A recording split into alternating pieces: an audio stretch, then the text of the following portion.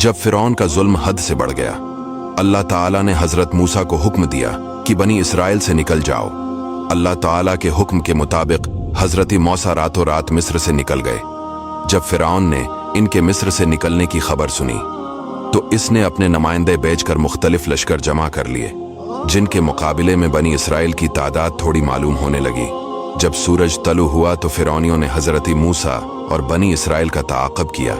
फिर जब दोनों ग्रहों का आमना सामना हुआ और इनमें से हर एक ने दूसरे को देखा तो हजरत मूसा के साथियों ने कहा, बेशक हमें पा लिया गया। अल्लाह ताला ने हजरत मूसा की तरफ वही भेजी कि अपना अस्सा दरिया पर मारो। हजरत मूसा ने दरिया पर असा मारा तो अचानक वो दरिया फटकर 12 रास्तों में तकसीम हो गया और उनके दरमियान खशक रास्ते बन गए, जिन पर चलकर बनी इसराइल दरिया से पार हो गए।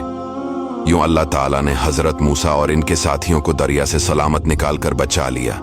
दूसरी तरफ फिरौन और इसके लश्कर के साथ यूं हुआ कि अल्लाह ताला उन्हें बनी इसराइल के करीब ले आया, यहाँ तक कि वह इन रास्तों पर चल पड़े जो कुदरती इलाही से दरिया में बनी इसराइल के लिए बने थे।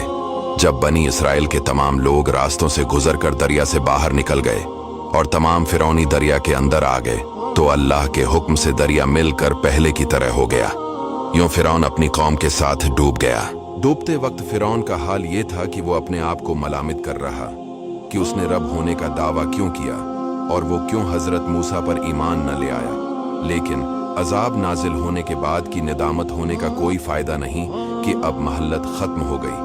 दोस्तों, फिरौन की लाश आज भी मौजूद है और काहिरा के म्यूजियम में लोगों के लिए इबरत की निशानी के तौर पर मौजूद है। वीडियो को शेयर जरूर कीजिएगा।